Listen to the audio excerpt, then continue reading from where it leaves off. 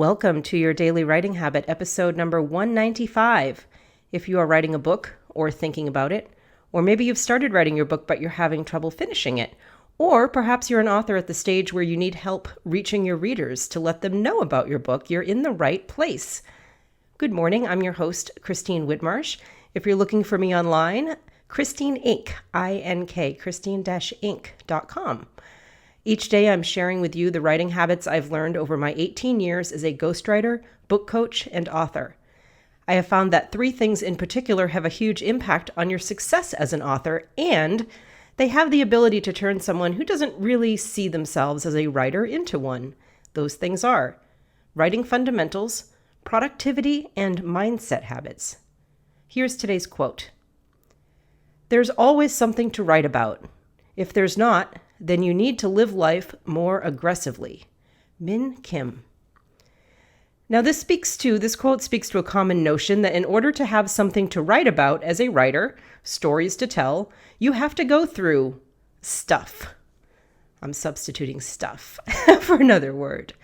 And the more stuff you go through, the more you'll have to write about, and the better, presumably, that you'll write. The presumed flip side being, if you sit in a classroom for many years followed by your writer's desk in kind of an introverted solitary confinement, you won't have very much to write about.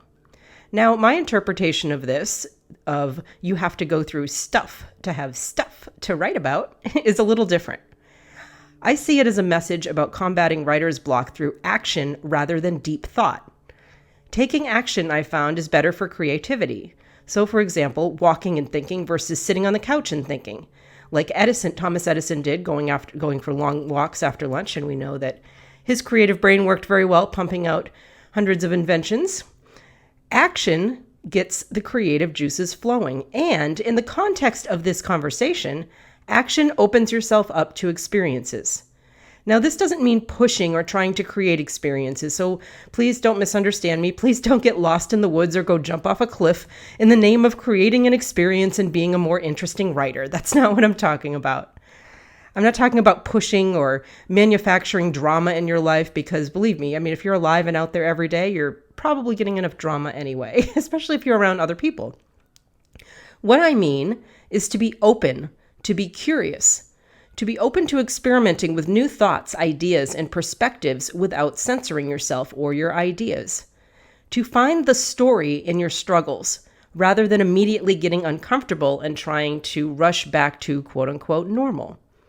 So here's an example of an author finding the story in the struggle. One of my coaching clients has been using her kind of single gal dating experiences, the hilariously awful dates anyway, as source material for her next books.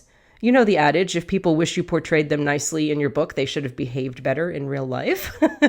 So that's her way of kind of finding the story in the struggle. Otherwise, I would imagine her dating experience, we've all been single at one point, that would be just very frustrating, but without any sort of payoff. So she's using those stories for source material. Your best story ideas will not be the kind of light beam from the sky ahas with choirs singing while you're sitting at your desk, trying to will them to happen. No, your stories will be in life's funny moments, accidents, or when you're out there walking, visiting museums, traveling on trains, buses, meeting people that are very unlike yourself and unlike people that you usually hang out with. When you're putting yourself out there, seeing and experiencing life and seeing how other people experience life. That's where the stories are.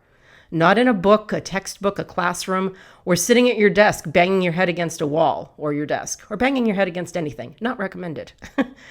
Get out there and get yourself some source material. And that is my interpretation of you need to go through stuff to write about stuff.